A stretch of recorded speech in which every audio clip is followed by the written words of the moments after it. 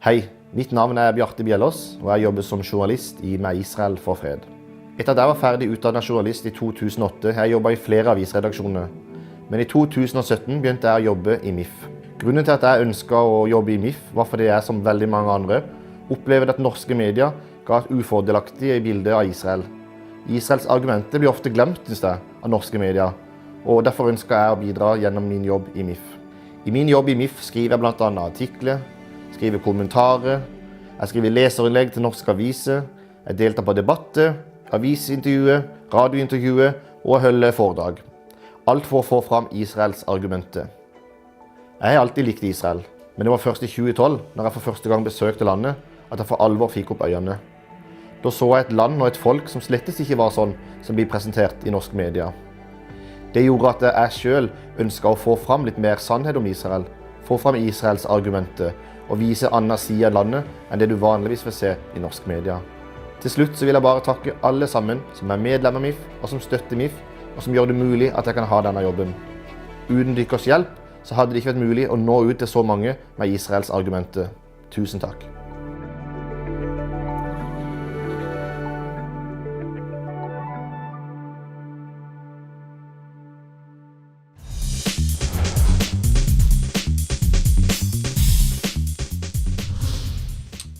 Shalom and welcome to a new live stream from Israel for Fred.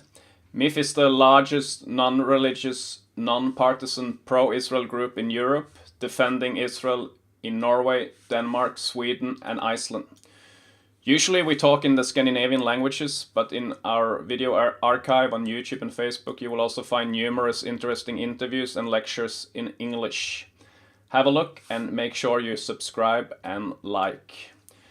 Today's guest is Yossi Klein Halevi. He is an author and commentator on Jewish and Israeli affairs. Halevi is a senior fellow of the Shalom Hartman Institute, where he co-directs the Muslim Leadership Initiative.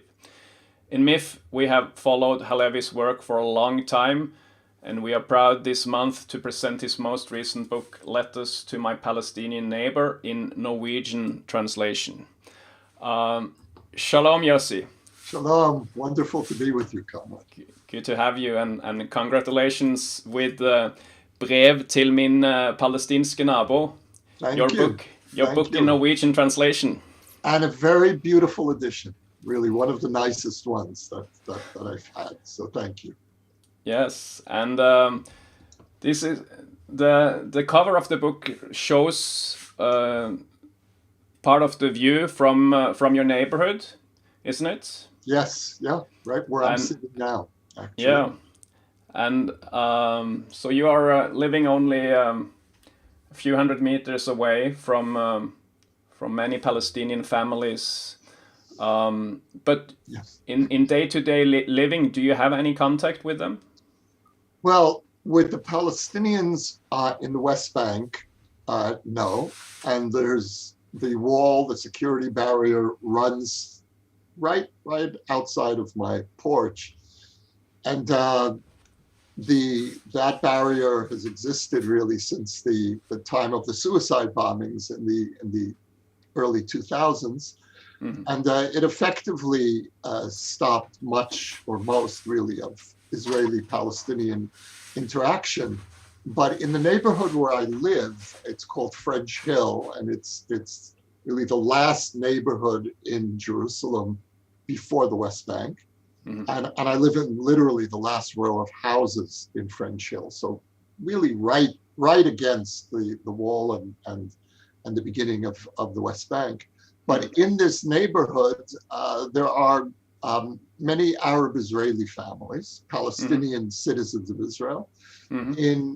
In my apartment building, we're about half Jewish, half Palestinian, and mm-hmm. again, Palestinian Israeli. So I didn't write this book for my Palestinian Israeli neighbors, who are my fellow mm-hmm. citizens, because that's really a different conversation.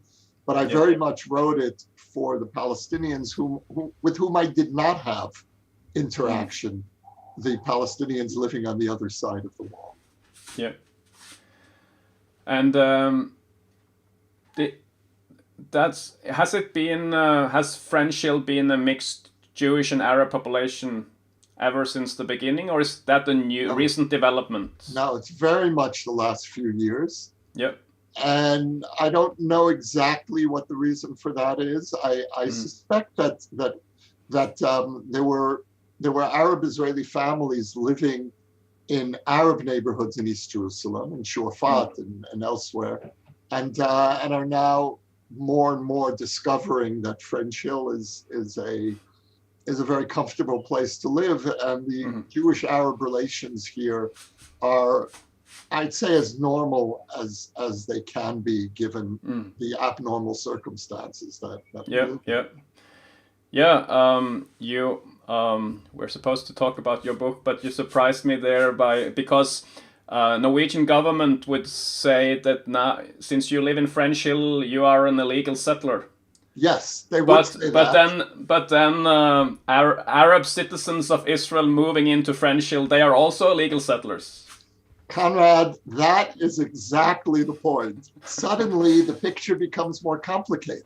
So, are Palestinian citizens of Israel allowed to live in East Jerusalem, but Jewish citizens of Israel are not? How do you, or are Palestinian citizens of Israel also settlers? Does that mean then that you can be an Israeli settler and be Palestinian? So these categories start to become absurd when you realize what the reality on the ground is actually like. Yeah, exactly. So hundreds of our members and supporters who have pre-ordered your book will receive the book in the next few days. And what do you think will be some of the most important takeaways for your Scandinavian readers? Well, first of all, I have to tell you how touched I am that the book is coming out in Norwegian, partly because, as you all know better than I do, the Norwegian-Israeli relationship has not always been easy. When you mention Oslo in Israel, the immediate association is the Oslo process, and that's not considered to be a great success here in Israel. I think that's one of the few things Israelis and Palestinians agree on. We disagree about why the Oslo process failed. But certainly the name Oslo does not bring great joy to Israelis. And we also know that Israel's reputation in Norway, I think in certainly in Sweden and maybe less so in Denmark. That's my impression.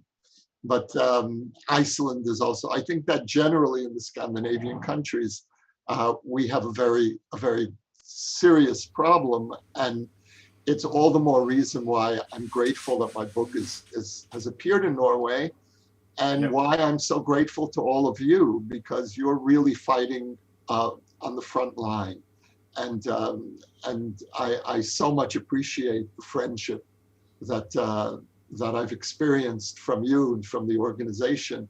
And you know, when you told me the other day that something like 600 books have already been pre-sold, that's really just extraordinary. So as for all the hostility against Israel, the fact that there's so much warmth and friendship toward Israel at the same time, really it makes me feel a little bit safer when I think about Scandinavia. So yes, you certainly have friends here. And in August you're coming on a speaking tour. Yes, God willing, looking very much forward to that. Yep. And, my first trip to Norway. My first trip. If Europe still exists in August. Well, yeah, you know, it's funny. What I know of Norway is what I've watched on TV. There have been some terrific series coming out of Scandinavia that have been on Netflix, and one of the series is called Occupied. Are you familiar with it, about Norway becoming? I haven't watched it myself, but I heard about it. It's terrific, and it's after Ukraine. It really is chilling. It's how Russia effectively takes over Norway, and it's basically what I know of Norway. So when you say if Europe still exists in August, I think about that show. And yeah, it's funny, we have these images, these superficial images of foreign countries, and so in a way I can understand how Israel can be trivialized, because this is such a complicated conflict, in the same way that my understanding of Norway is essentially filtered through the Oslo process and this TV series.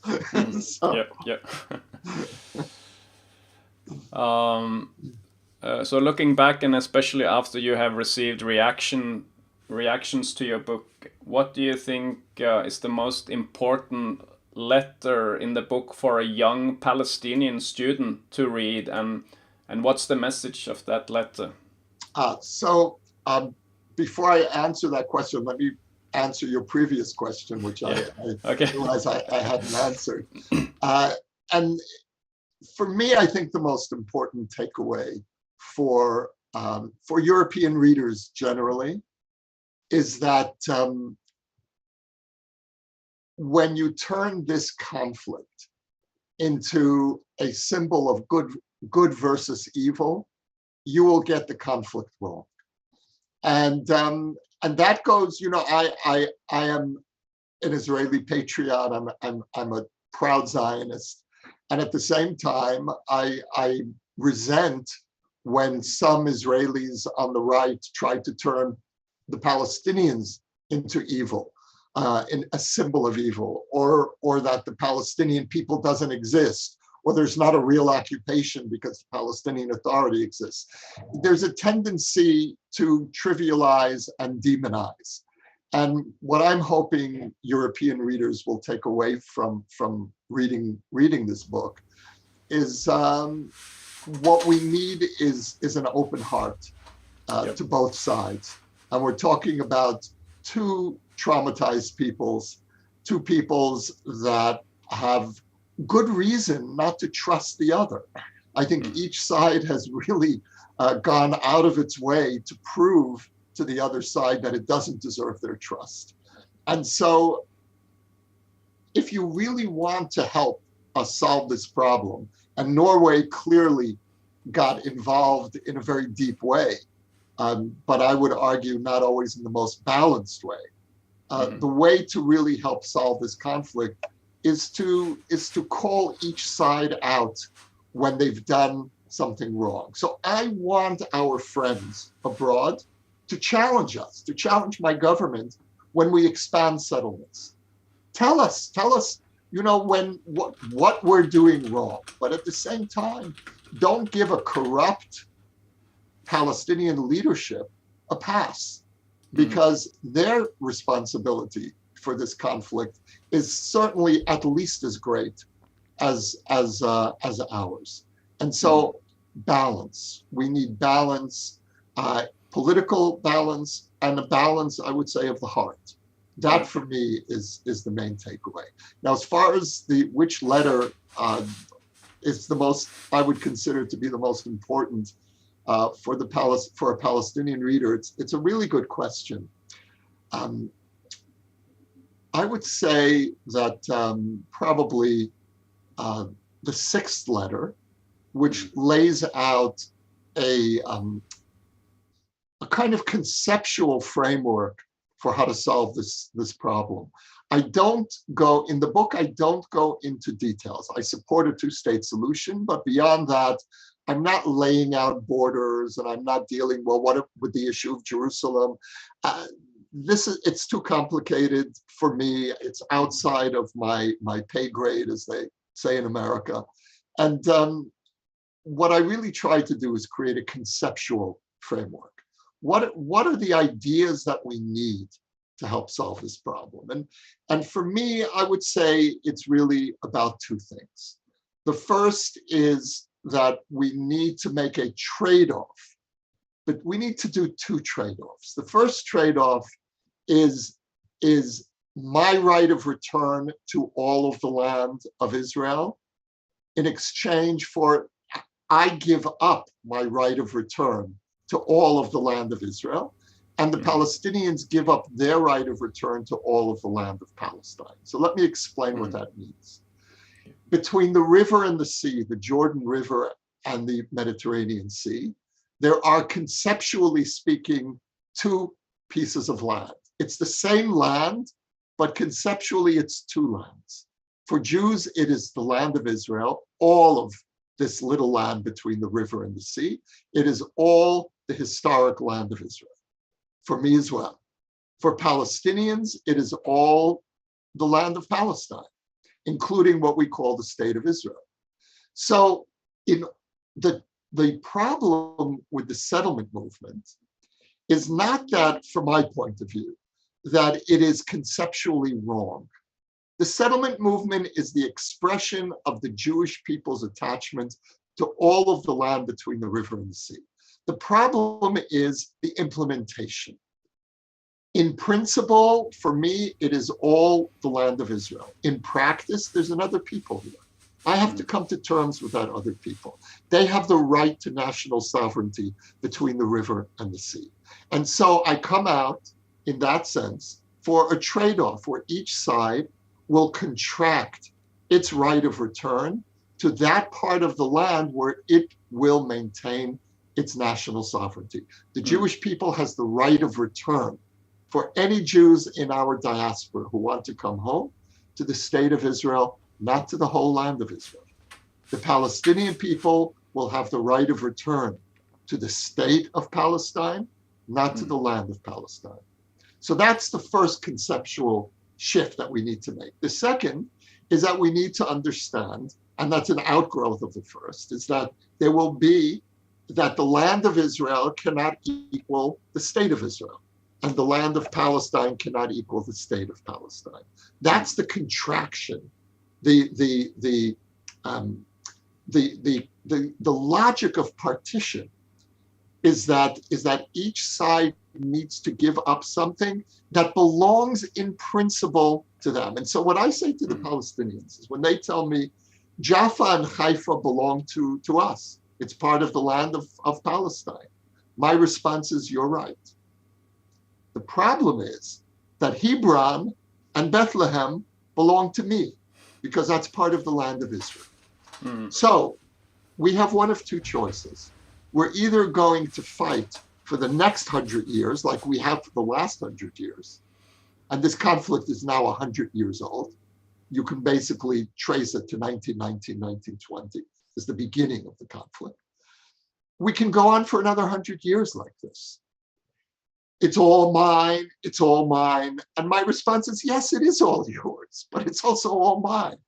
And so the logic of partition, and this was built in to a two-state solution from the beginning, is each side needs to give up something that belongs to them by right. And that's that. If the Oslo process had any conceptual failure, it was that it wasn't built in to the negotiations, that each side recognizes that the other side regards all of this little land as theirs, and each side is going to have to make a very painful compromise. So that's what chapter 6 of the letters lays out. It tells the Palestinian reader, it is all yours, but it's also all mine, and now what do we do? But do you think the leaders of the Oslo process, Arafat and Rabin, would be willing to do that compromise? I think Rabin understood the compromise, and certainly Ehud Barak understood it. Even more, Ehud Barak took the compromise one step further. He was the prime minister who negotiated the failed Camp David talks in the year 2000. And people forget that actually Rabin was not prepared to go all the way for a sovereign Palestinian state. I think Rabin understood that Israel would have to withdraw from most of the territories, but he was not ready to give up security control. Ehud Barak was ready to make that compromise. But Arafat never accepted the conceptual logic of partition and always insisted on right of return is sacred. Now, if right of return is sacred, then what you're telling me is that yes, we'll do a two-state solution provided that it will lead to a one-state solution. Because demographically, we will overrun the state of Israel with millions of descendants of refugees. And that will be the end of a Jewish majority state. So thanks, but no thanks. So do you find like our challenge to Norwegian NGOs that work in the Palestinian sector is, can you give us a name of one Palestinian leader who would accept giving up the right of return to all of Palestine and to like accept being neighbor with the Jewish states? And even though they get hundreds of millions of kroner every year to work for a two-state solution, they cannot give us one name. Right. And is that your own experience as well? Yeah, I would say that the one exception that I've encountered in the past was Sari Nusseibeh, who's the president of Al-Quds University, and in the past had a much more important political role. He came out around the time of the Camp David negotiations and called for the Palestinians accepting the limiting of right of return to a Palestinian state and not insisting on right of return to the state of Israel. And he had to flee. His life was threatened. He had to flee for a year to London. So in practice, your point, I think, still holds. Now, one of the reasons that I wrote this book, and the book came out in Arabic. It was published in Arabic the same day that it appeared in English 3 years ago. It was placed online for free downloading in Arabic. And it has been downloaded thousands of times by Arabic readers, many Palestinians, but also people throughout the Arab world. And my hope was that I would find Palestinian partners who'd be willing to respond to the book with criticism, that was fine, but who would agree on the basic premise of the book, which is that between the river and the sea, there are two indigenous peoples, two legitimate peoples, each of whom needs sovereignty, needs an expression of its right to a national existence. And I did receive many letters from Palestinians who, I received hundreds of responses, and I would say dozens of responses of thoughtful responses, some of which I included as an epilogue in the Norwegian edition and other editions of the book. And my hope there was really to model what a difficult conversation on opposing narratives would be, but with agreement on one basic principle, a foundational principle, which is two states for two peoples, and each people has the right to a state. And I'm emphasizing that because very often we'll hear from Palestinian leaders, we accept a two-state solution. But I have never heard from any Palestinian leader the expression of the Jews have a right to national sovereignty. Not, well, we have to do a two-state solution because the Palestinian people are too weak to claim all of what is ours. I need to hear from Palestinians a willingness to accept my legitimacy, that I'm not a Western colonialist here, that the Jewish people is a returning people. We have re-indigenized ourselves here. And that's something that I'm still waiting to hear from Palestinians. But the letter writers, the Palestinian respondents who I included in the book, are people who are ready to take that step. And that, for me, was very significant. Yeah. So what kind of Palestinians are they? Academics or?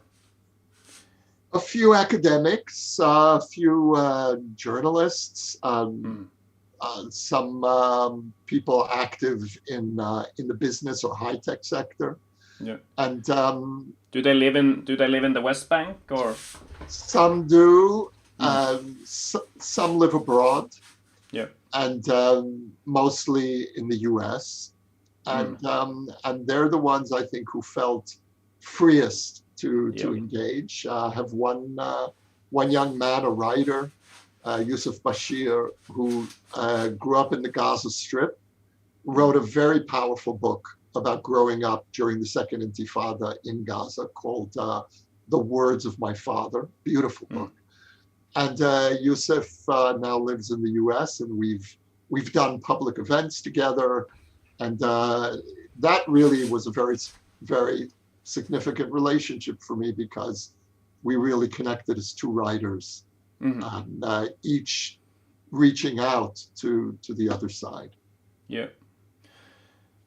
So, if you look 5 or 10 years ahead into the future, do you think that there will be a significant movement towards peace,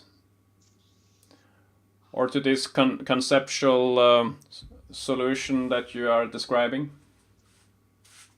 I have to really place a caveat on this book, which is I really had very humble expectations.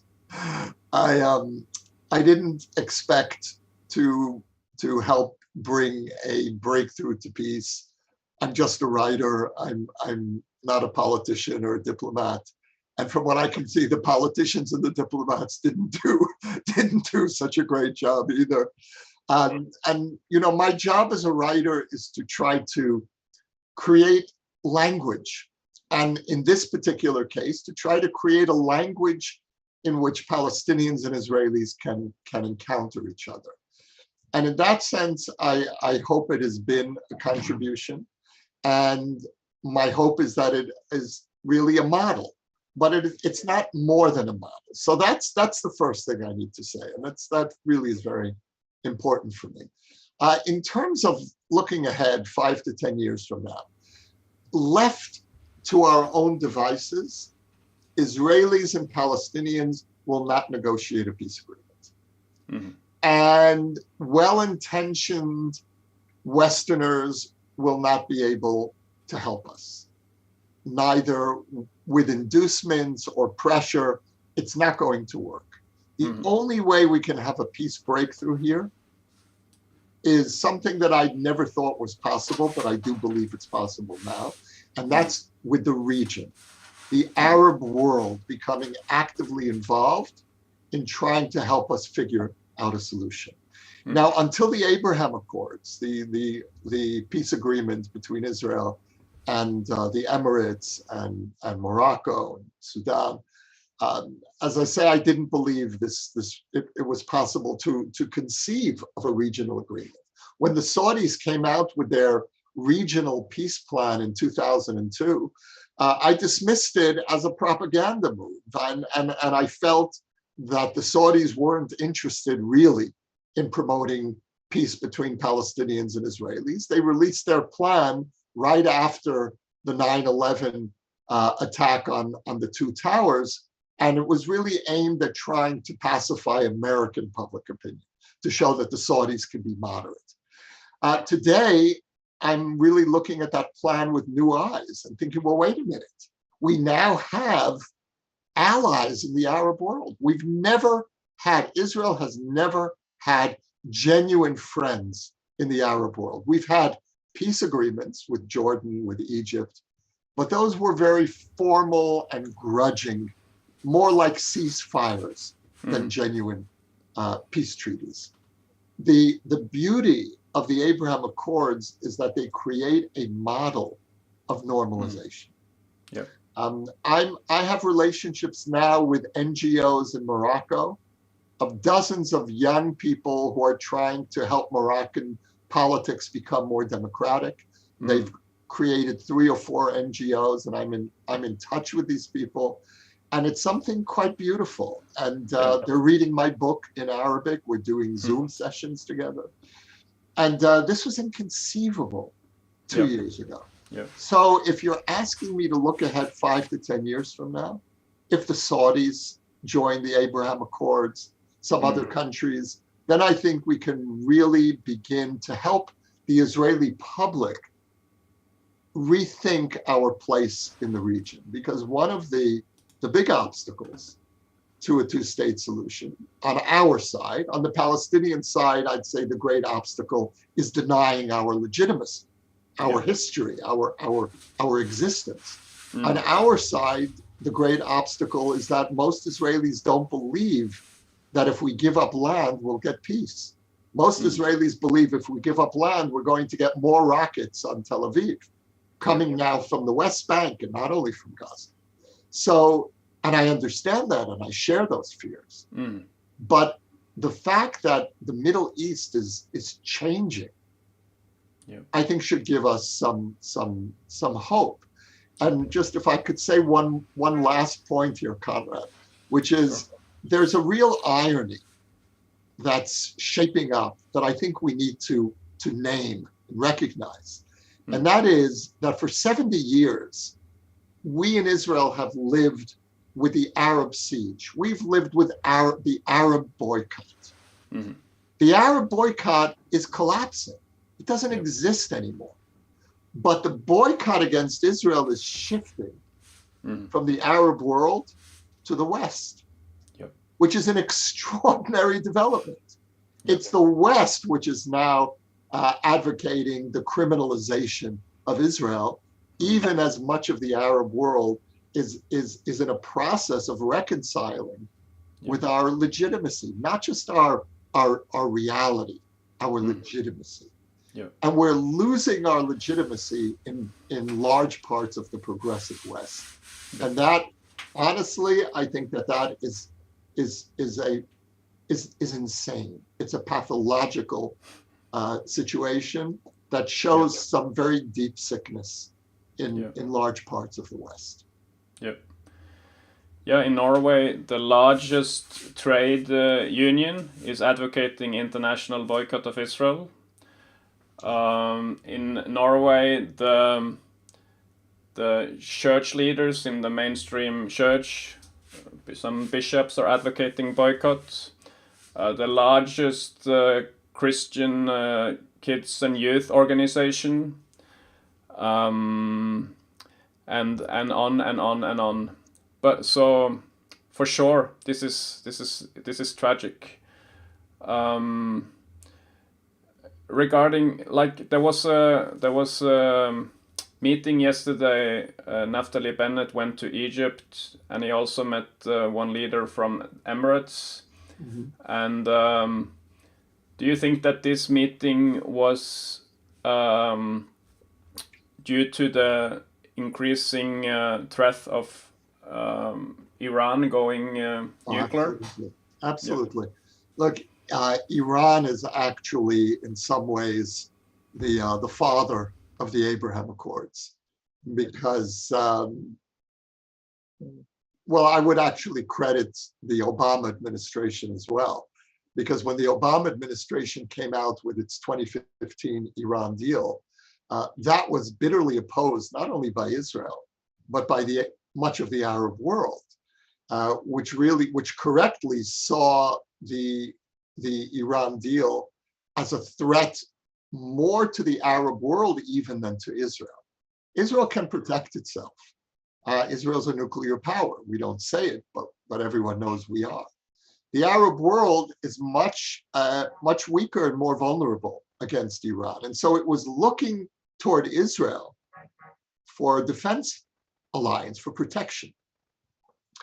And we've seen the normalization that's developing between Israel and the Abraham Accords countries as a direct response to the threat of Iran.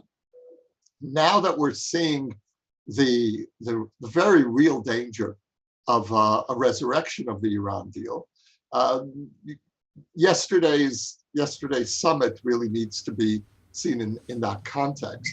If I could just say one word about what the threat of the Iran deal is. Absolutely. In the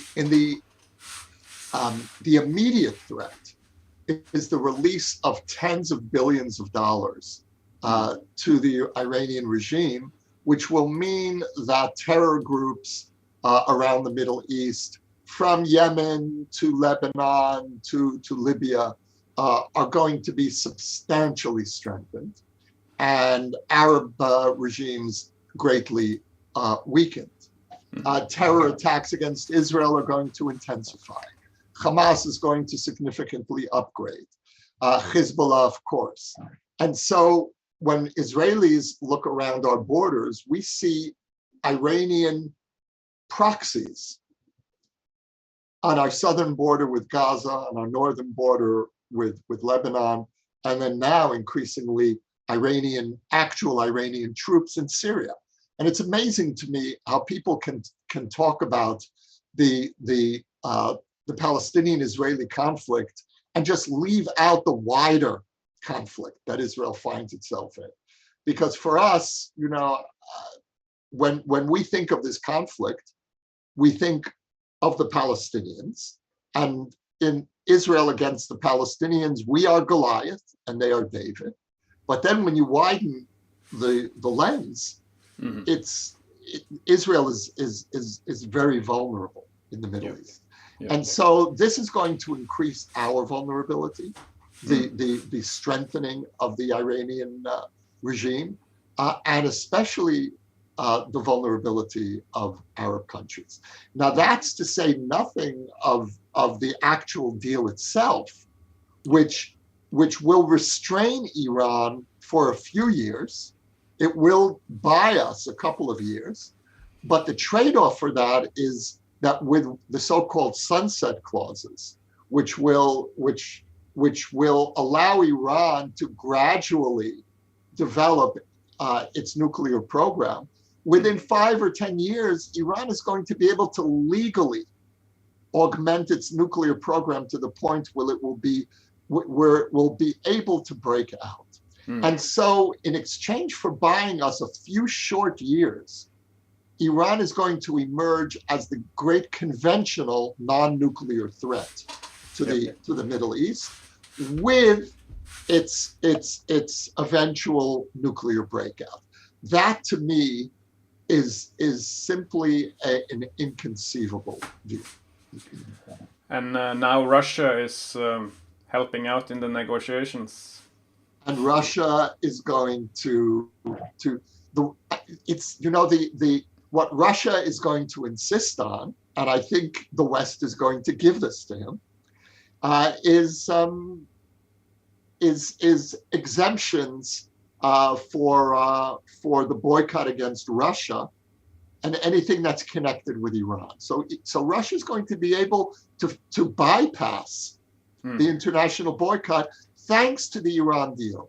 In Hebrew we have an expression to add. Well, in English the expression would be to add insult to injury. The Hebrew expression, I think, is even sharper. It's to add sin. It's to add sin to a crime. And really, the crime is the deal itself, and the sin is going to be not only to empower Iran, but to empower Russia at this moment. Yeah. On Sunday evening, like in one of the leading segments in Norway's largest news show by the national broadcaster, there was a veteran journalist who said, she said, I don't think Israel is going to be a good negotiator between Ukraine and Russia, because Israel is in conflict with the Palestinians and Israel is an occupier. But I think Turkey will be a good negotiator. That really sums up the moral blindness in so much of Europe. And there's an obsession with Israel, and I leave it to psychologists to figure out the reason for that. Yeah, I think that's the best. That's the best helper in that specific circumstance. Yeah, and she also made up, like, you probably listened to Zelensky's speech to the Knesset, and she was claiming that Zelensky asked Israel to make a no-fly zone above Ukraine. Which we can't even make a no-fly zone over the Golan, you know. Yeah. It's like it's a false quote. He first of all, he didn't ask about it, and secondly, it would not be possible for Israel to do that 2,000 kilometers away. Right. So yeah, that's the state of journalism in Norway. So as we do fact checking, we have a lot to do. Yes. But speaking about Ukraine, what are some of the main lessons for Israel from this last month? Well, you know, we've been involved in a very deep debate with ourselves about how far we can go in actively supporting Ukraine, because we have Russia literally on our border. The Russian army is in Syria, and we are engaged in an active war with Iranian forces in Syria. And for the most part, Putin has turned a blind eye and allowed Israel to attack Iranian forces on our border. And that is an absolute essential security need for Israel. At the same time, there really is a feeling that many of us have here that we need to do more, certainly with refugee absorption. The counter argument to that is that Israel is probably going to be absorbing tens of thousands of Jewish refugees from Ukraine, and probably also from Russia. We're expecting anywhere from 50 to 100,000 immigrants, refugees from Ukraine and Russia, possibly even in the next year. So that will definitely put a tremendous strain on Israeli resources. Nevertheless, I think, and many other Israelis believe, that we also need to extend a welcome to non-Jewish Ukrainians, not necessarily permanent citizenship here, but certainly until the conflict is over. So these are some of the issues we've been dealing with. In terms of the applicability of what is happening to Ukraine, to Israel's situation, I think every Israeli intuitively understands that what is happening in Ukraine proves the need for countries with dangerous neighbors to know how to protect themselves. And the fact that the whole world is sympathetic to Ukraine, and there is support, there's material support and some military support, but no one is really risking themselves. No one is taking a great security risk. And I understand that. Israel isn't doing it either. But the lesson for that, for countries that have great security challenges, is to protect yourself and be sure never to be in a situation where you're taken by surprise, never be in a situation where you're vulnerable. And that's something I think that Western Europeans maybe need to internalize from the Ukraine tragedy, which is Israel could very easily find itself in that situation if we're not careful. Mm-hmm. And you don't think Western Europe will come to your help? Well, in 1973, during the Yom Kippur War, when the American airlift of weapons was happening, no European country would give America landing rights. They didn't. They were maintaining neutrality, and Israel was fighting an existential war. So no, I think that your organization would give us landing rights, but other than that, I don't have great hopes. No. Yeah. Some of our members will maybe have a field where you can that you can borrow. If the viewers have any questions to Halevi, please don't hesitate to write your comments and your questions in the comment section. Halevi will join us for about 10 or 15 more minutes, and you can ask him about anything related to Israel. So stay with us, and we will be back after a very short break. Vi håper du vil abonnere på Med Israel for fred på YouTube. Her finner du et stort antall foredrag av internasjonale eksperter, aktuelle direktesendinger og korte videoklipp. Husk å like, abonnere og motta varsler. MIFs YouTube-kanal vil gi deg noe alle trenger, mer forståelse for Israel.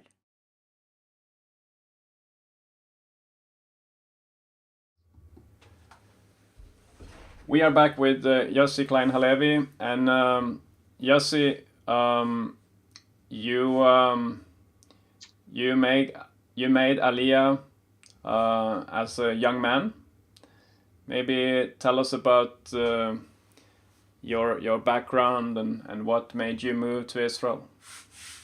Yeah, actually, August will be my 40th anniversary, and I hope to be with you all in Norway then. So wow. It'll be an occasion for me to really celebrate. Yep. And I moved to Israel really because I felt that, well, I had a very strong Jewish historical awareness that came from my father, who was a Holocaust survivor from Hungary.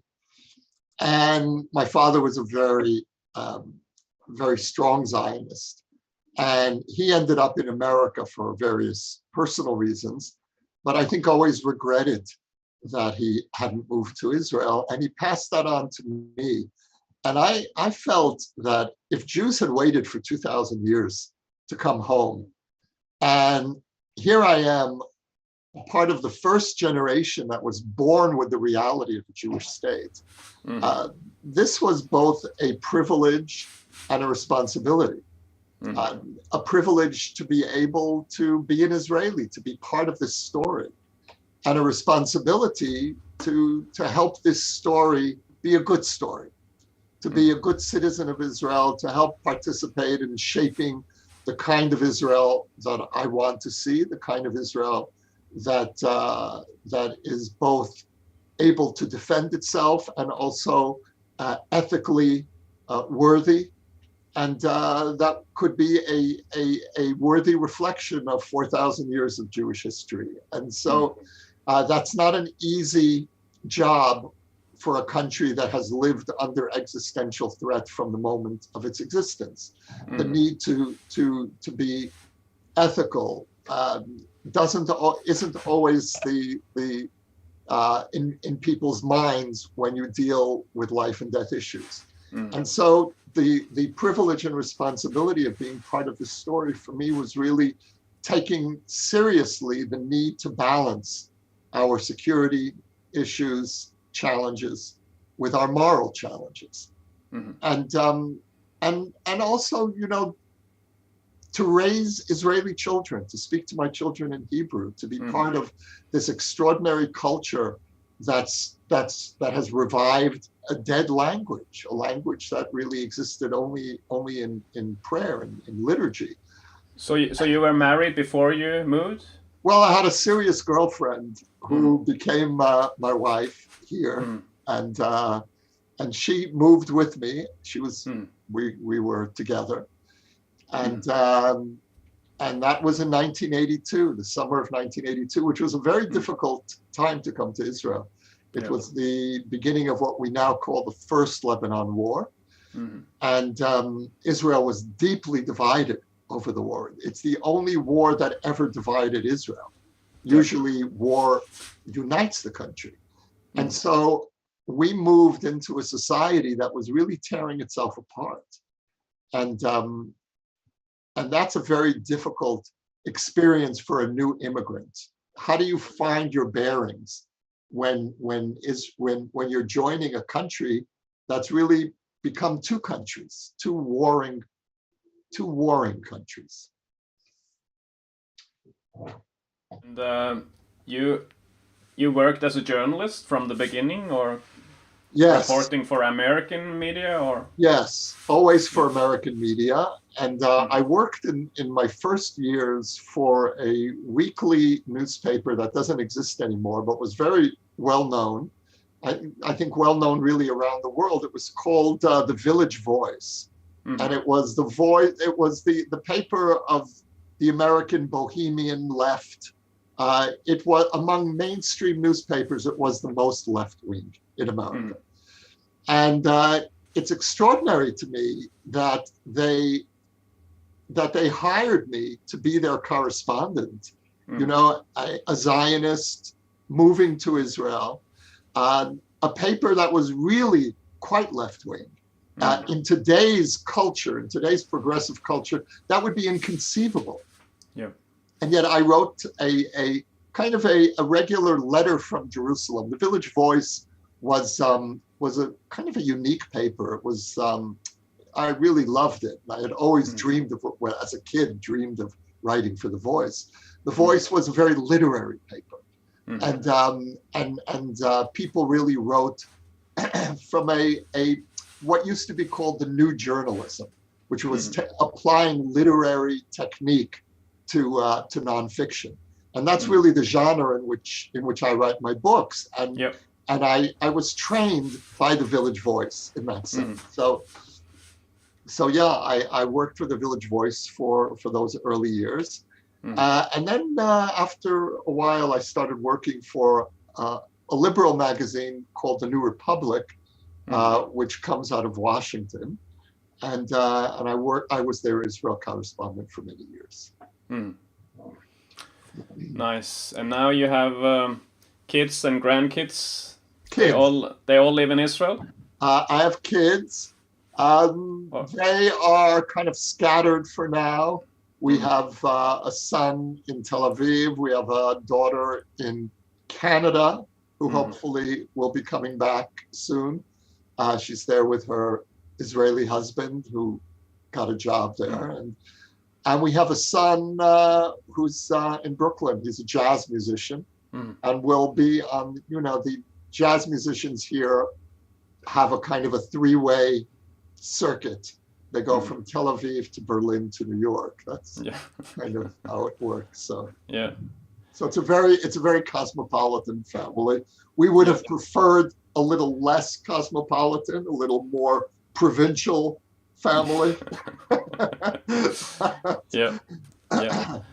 Maybe that will come when the grandkids arrive.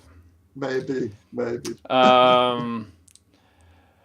We have several comments from the viewers. Helene says it's a very interesting program. Thank you for your information. Thank you, Helene. And there is a lady called Crazy. I guess that's the nickname. She encouraged everyone to buy Israeli products. But coming to the questions, Tore asked regarding the Israeli field hospital that opened in Ukraine, I think yesterday or today. Yes. Norway is in a situation where I think Israel was the first nation starting a hospital in Ukraine, and Tore is claiming Norway doesn't dare to send personnel in. But he's asking, do you think Israel will be willing to open more field hospitals in Ukraine? I hope so. I think this is really the first, the test run. And look, we have many doctors here that came from Russia and Ukraine. very large percentage of our medical staff, nurses, doctors. Yeah. And I would imagine that certainly from that population, but not only. I think there's a great deal of willingness to do an eagerness to do something. So I hope so. I hope we're seeing. First. Walter is asking if the previous Israeli government led by Bibi Netanyahu would have another reaction to the Ukraine conflict.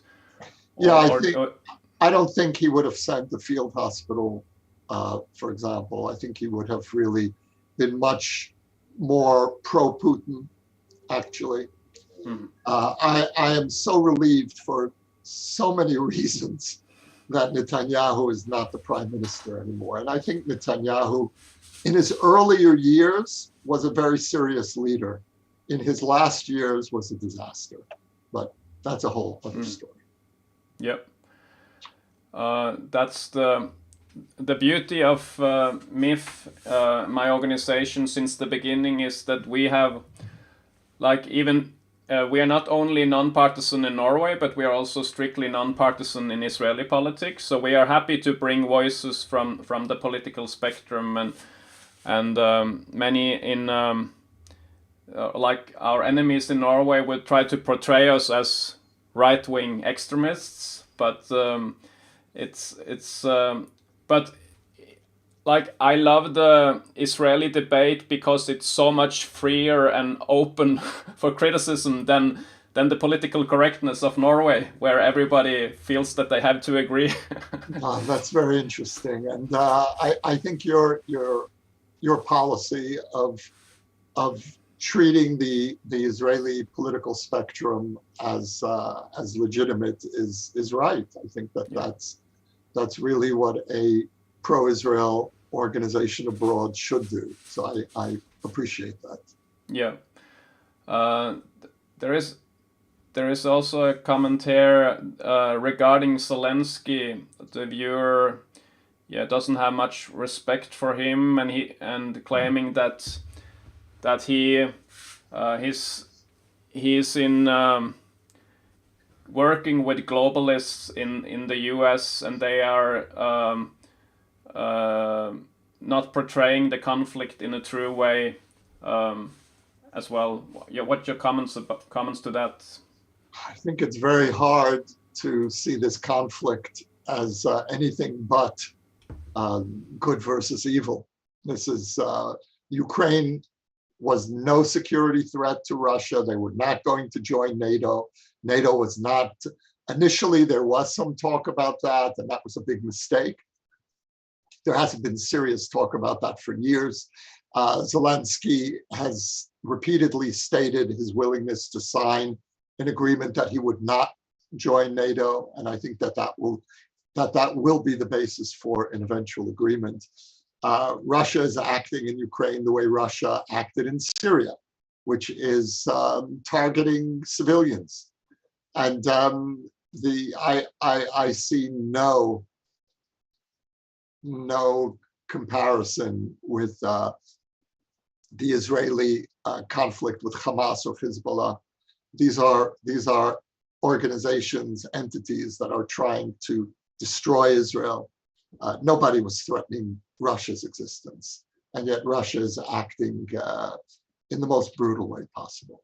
And I think Zelensky deserves the heroic image that much of the world has bestowed on him. We have had a really interesting talk, covered many topics. Is there anything else you want to say to our viewers? Well, just that I really am looking so much forward to meeting some of you in person. And Conrad, you've laid out a really terrific schedule, and I looked up the places where I'm going, and it just really it looks wonderful, and I'm just very grateful for the love and support for Israel that I feel from from all of you, and I hope that we can continue this conversation in person. So thank you. Yeah. So again, this is the new book, Brev til min palestinske nabo. Yossi Klein Halevi's book, published by Miff this month in Norwegian translation. So thanks a lot for joining us in this live interview. Thanks for everyone who put their questions and comments.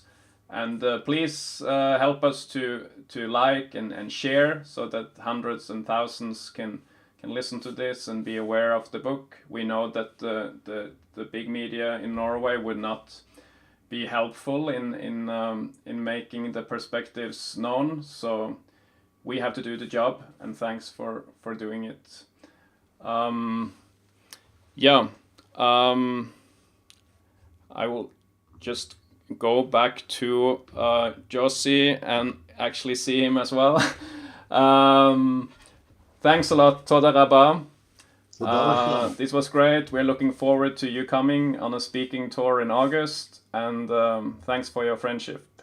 Thank you. People are saying this has been extremely interesting. Oh, thanks. So, all the best. Litt råd.